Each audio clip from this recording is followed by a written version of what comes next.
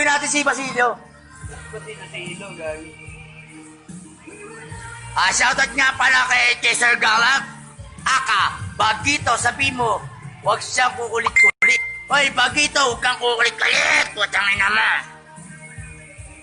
Tara, game!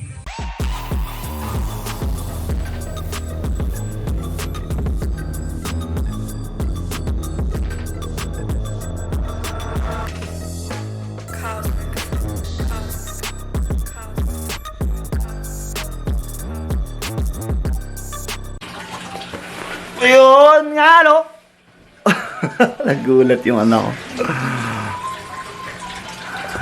So, yun nga, no? Lobat na pala to. Kailangan mo na mag-charge. Today is January 15, 2021 na po, mga kaibigan. At kung mapapansin nyo, iba na naman ang kulay ng buhok ko. Makikita ba sa camera? Brown yan. Tapos, yun na nga, no? But anyways, yun na tayo dito para pag-usapan yung ating buhok. Meron tayo sa wakas dumating na parts, kaya po tayo natatagalan sa pag-upload ng video.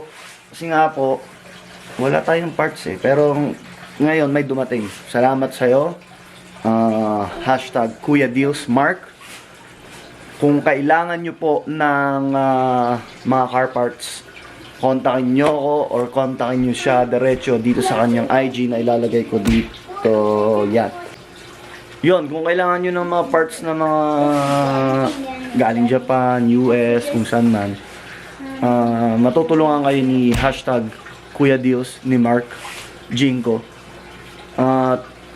Pwede rin niyang sigurong gawa ng paraan yung mga, syempre, may di naman basta-basta rin ang presyo ng parts, di ba? Tapos, so ngayon, may video ako dahil gulo ng bahay namin palagi. Kasi may mga bata. Si Shiro, wait lang. Shiro! Oh. Shiro.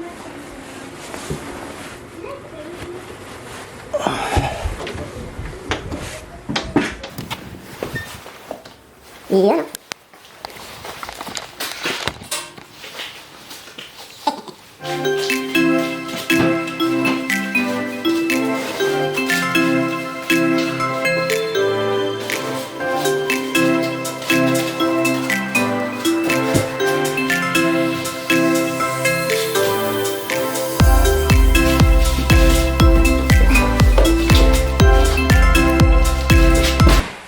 Tumama yung baba ko.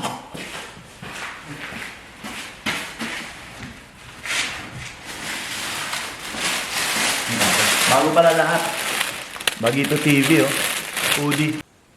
So, ayun, naibaba ko na yung mga wheels na dumating. Salamat ulit sa'yo. Hashtag Kuya Deals Mark Jinko sa pagtulong na dahil nakuha ko tong wheels na to, dahil di rin naman biro ang umorder nga ng parts. Hindi ka magkakaroon nito, kundi dahil din sa kanya at sa mga tropa. Salamat sa inyo. Legit Society. Follow nyo sa Instagram and sa Facebook. Kumbaga, para sa akin kasi, supportahan nyo yung mga kaibigan nyo. Kumbaga, yun yung nangyayari sa amin. Tinutulungan niya akong kunin yung mga parts na hindi ko kaya. Tapos, siya naman, as a kaibigan, as a customer, tinutulungan ko rin siya sa business niya. But anyways, andito tayo ngayon sa basement na inaayos ko. Dito ako nag-vlog kasi gusto ko ipakita sa inyo yung setup na ginagawa ko. Bumili ako ng monitor, ng keyboard, tsaka ng mouse. Tapos yung mga table, tapos sinagyan ko ng mga kung ano, ng ilaw. Dahil gusto ko sana sa summer mag-focus sa vlogging. Kung papala rin tayo at may oras. Pero wala pa yung CPU. Asa na dyan, Velasco, yung CPU ko. Nasasanay akong tumitingin dyan sa yung screen eh. Dito dapat ako. Anyway, salamat. Yun. Bisa na natin yung vlog. So, yun. Ulitin ko. Eto, ayan. TE37v SL 18 by 10 and a half. Si Mark ang pumili ng size na to. Tumulong sa akin. Kasi, hindi naman basta-basta ang pagbili ng wheels eh. Kailangan mo ng size na to, ganyan. At kung nagtataka kayo, Kung ba't ako kumuha ng 18, 10 and a half. Kasi sa Civic, I mean, kumuha ko nito sa Civic, para sa Civic, hindi siya magkakasya sa mga, lalo na pag ano, hindi siya magkakasya lalo na pag yun. Yun. Hindi siya magkakasya, hindi talaga siya magkakasya sa Civic. Lalo na 18 siya, tapos 10 and a half. Pero, mayroon kasi akong parating na kit. Kaya, pinili ko tong ganito kalaki. Magkakasya siya. Maniwala kayo at so hindi. Sana pala. Tara, buksan natin yung isa. Yan.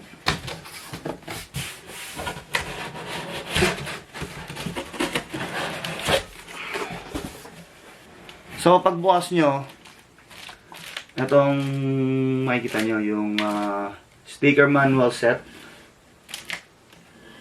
Bali, per box ng wheels ay may kasamang ganito. Andiyan yung sticker nyo, saan nyo ilalagay.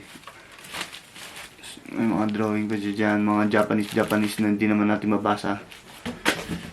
Pero ito talaga yung pinakahihintay ko. Yun! Oh my God!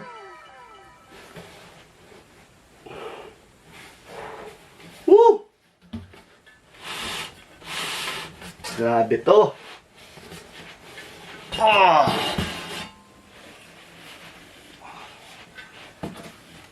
Ano to?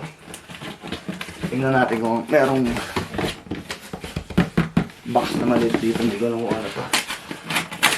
Tingnan natin kung ano.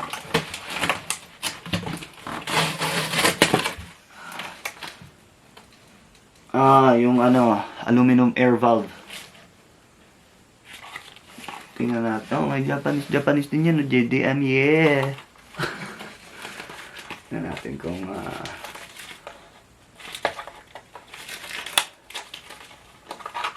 naman yan. Oh, shoot! So, hindi lang pala siya, ano, regular valve. I mean, nag-work kasi ako sa, nag-tire guy ako ng 1 taon. Hindi ko nasabihin kung saan. Pero, may lang nakita ng ganito. Hindi ko nakita yung sa Advan GT ko, yung nakakabit sa FB6.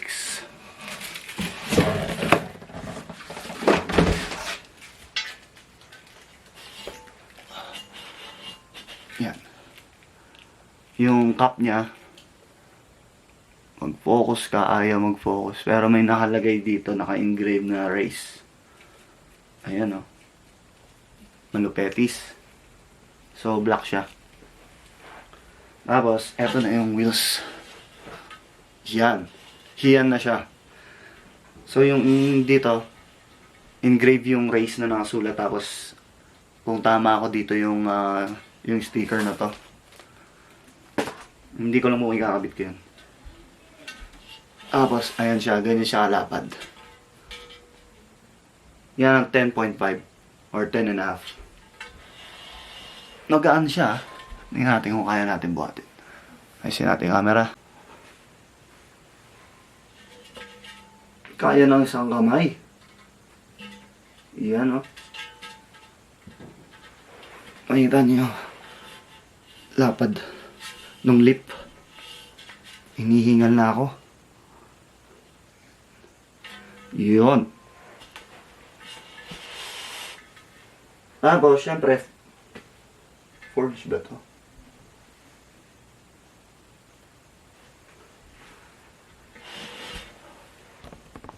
Syempre, makikita nyo rin yung marking dito. VIA, tsaka hindi ko alam kung ano to eh. Yan. Tapos yung race, TE37v kasi V stands for vintage. Tapos yung SL kasi siya ay super light. Yan.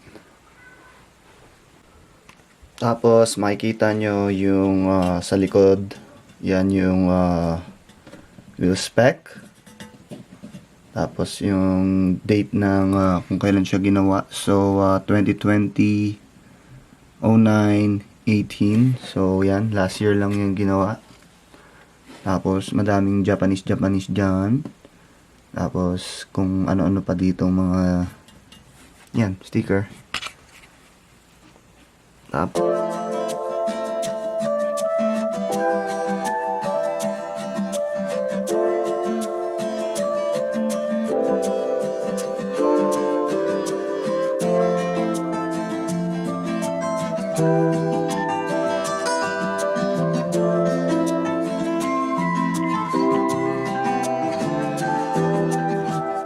so yun, tatapusin ko na yung vlog.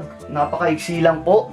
At salamat sa mga nag-subscribe sa akin. Malapit na ako sa 300. Nasa 369 na ako eh. Sa mga nanonood po, mag-subscribe po kayo. At pagpasensyahan nyo na kung di ako lagi nag-upload. Kasi wala naman akong parts na dumarating. Eto lang ngayon. Kasi napakatagal din umorder. Salamat sa iyo, Mark Jingo ulit. At sa Legit Society, don't forget to follow my crew. Para sa mga bagong builds, heavy ang builds ng Legit Society this year. 2021 na pala. Tapos, salamat sa nagkulay ng buhok ko, Ate Alma. Tapos, huwag nyo makakalimutan mag-open na rin yung shop ni Flip Barber at ni John Barberia, which is sa January 21. Pwede na ano na yung restriction na just na. Tapos yung pangalan ng shop nila is Origin. Malapit po ito sa may Cocos, dyan sa may Calgary Trail. Huwag nyo kakalimutan magpabook, magpagupit, kung ano man, hair tattoo, perm, kung anong gusto nyong pagawa sa buhok nyo. Huwag lang yun. Pero yan, end ko na yung vlog. Salamat sa inyo ha. Yeah. Peace. Don't forget to like, comment, and subscribe, yo. Gonna die, yeah. No, I'm not a riot. I might start a riot. I'm so fucking tired, yeah.